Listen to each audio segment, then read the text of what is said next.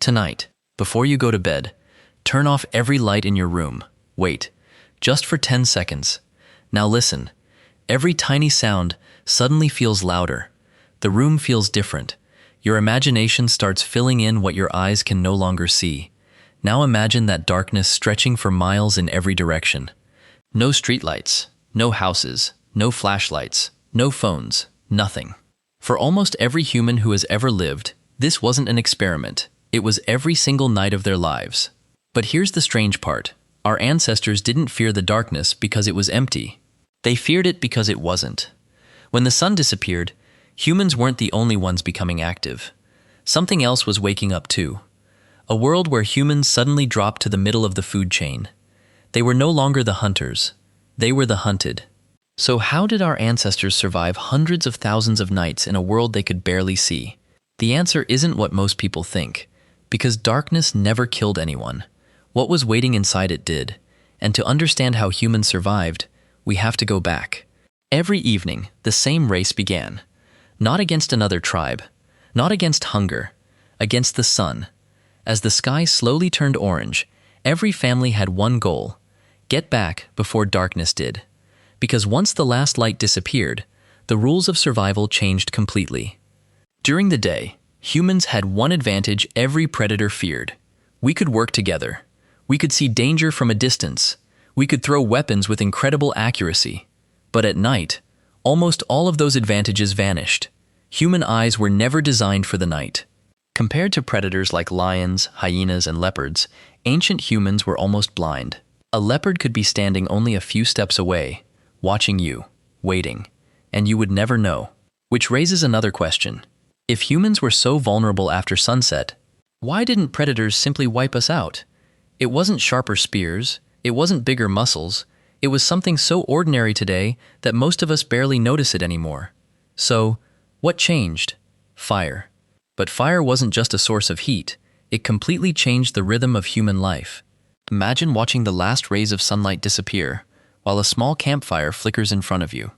Beyond that circle of light, nothing, just endless darkness. Somewhere in that darkness, leaves begin to rustle. A branch snaps, then silence. You don't know whether it's the wind, or whether something has stopped to watch you. That tiny fire suddenly becomes the only place in the world that feels safe. Not because it could defeat every predator, but because most predators preferred to avoid it. That single discovery gave humans something no other primate had ever possessed.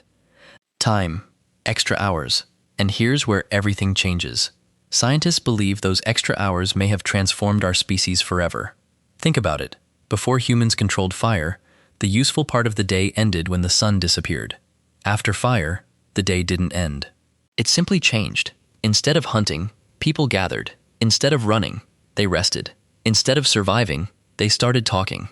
And that simple change may have created something far more powerful than fire itself: stories. But these weren't stories told to pass the time.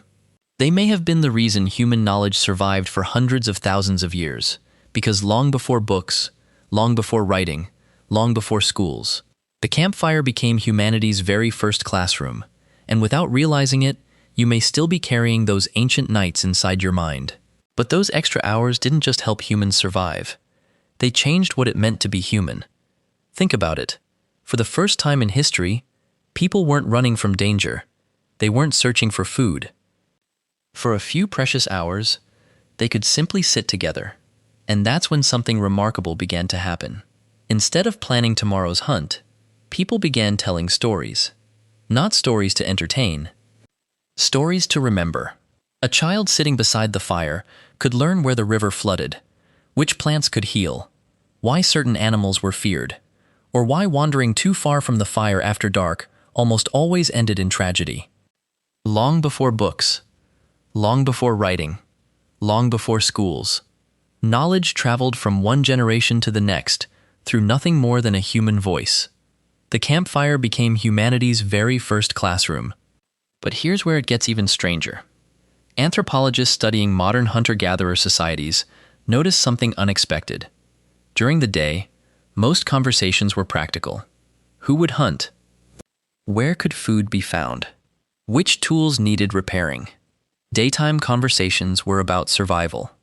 But after sunset, everything changed. People began talking about ancestors, dreams, heroes, the stars above them, and the mysteries of a world they couldn't explain. It was as if darkness gave the human mind permission to wander beyond the problems of today and imagine tomorrow. It's almost as if the night awakened a different side of the human mind, and perhaps it still does. But storytelling wasn't the only thing the night changed. Every evening, something even stranger happened. Something so ordinary to our ancestors that they never thought to question it. Yet today, almost nobody experiences it anymore. And once you discover what it was, you may never think about sleep the same way again.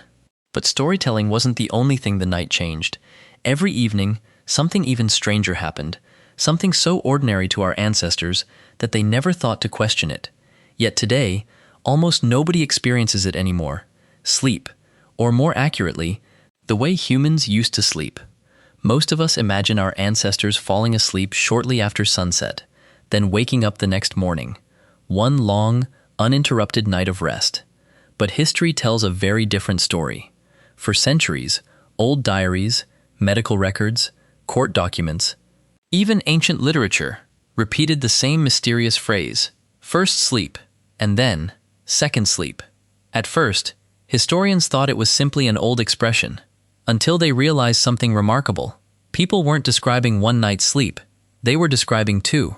Our ancestors would fall asleep soon after darkness arrived, sleep for roughly 4 hours, wake naturally in the middle of the night, stay awake for an hour or two, then quietly drift into a second sleep until sunrise. This wasn't considered unusual. It wasn't insomnia. It wasn't a medical condition. It was simply night. But here's where the mystery deepens. Why would millions of people across different places, across different centuries, all follow the same strange pattern without anyone telling them to do it? The answer wouldn't come from history. It would come from science. The answer finally came from science. In the 1990s, psychiatrist Thomas Ware decided to run an unusual experiment. He asked a group of volunteers to live without artificial light. No phones, no televisions, no bright light after sunset, just long nights, the kind your ancestors experienced for thousands of generations. At first, the volunteers slept exactly as we do today, one long night. But after a few weeks, something remarkable happened. Without anyone telling them what to do, their bodies changed. They naturally fell asleep shortly after darkness, slept for about 4 hours, woke up peacefully in the middle of the night, remained awake for a while, then drifted into a second sleep before sunrise. Exactly the same pattern described in centuries of historical records. It was as if the human brain had remembered something that had never truly disappeared. It had simply been buried beneath centuries of artificial light. And that's what changed everything. Streetlights, light bulbs, televisions, computers, phones.